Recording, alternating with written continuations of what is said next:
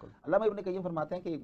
چند بزرگوں کی ٹولی جو ہے وہ سفر کر رہی تھی، اللہ والے اللہ کی راہ میں سفر کرتے ہیں، وہ سفر کر رہے تھے تو کہتے ہیں ہم ایک محلے سے گزرے، وہاں پر خاتون اپنے بچے کو مار رہی تھی کسی بات پر، اس نے کہنا نہیں ماننا یا کچھ بھی، اس نے 2-4 اس کو تھپڑ لگائے اور والدہ بھاگی بھاگی گئی، اس نے جب دروازہ بند کر دیا، بچہ جب تھوڑی دیر ادھر ادھر دیکھا بھی مجھے تو کوئی دیکھ نہیں رہا، نہ کو مجھے پکڑ رہا ہے نہ کو بچا رہا ہے، ہمدردی کے لیے کسی نے کچھ نہیں کہا، تو وہ بڑا پریشان ہوا، اس کو محسوس ہو گیا کہ بھیا میرا یہاں پہ کوئی والی وارث نہیں، وہ گیا اور جا کے نا اس نے اپنے گھر کی چوکھٹ پر سر رکھ دیا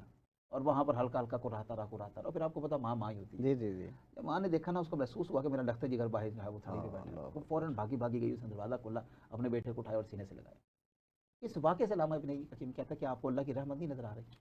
یہ ایک ماں ہے کہ جس کو معلوم ہے کہ بچے کو غلطی پر سرزنش بھی کرنی ہے، سزا بھی دینی ہے، لیکن جب وہ چوکھٹ پر آ گیا اور سر رکھ دیا اس نے، پھر ماں سے بھی نہیں رہا گیا اور وہ بھاگی بھاگی گئی اور اس نے اٹھایا اور اس نے کہا کہ تو ایسی حرکتیں کیوں کرتا ہے؟ تجھے پتا ہے کہ جب تیرے علاوہ میرا کوئی نہیں ہے اور میرے علاوہ تیرا کوئی نہیں ہے، پھر تو یہ حرکتیں کرتا ہے. تو یہ ہمیں احساس نہیں ہوتا کہ اللہ کی رحمت اسی طرح رمضان مبارک میں ہے. اللہ تو یہ چاہتا ہے کہ بندہ آئے اور میری چوکھٹ پہ سر رکھے اور میں اس کو معاف کر دوں.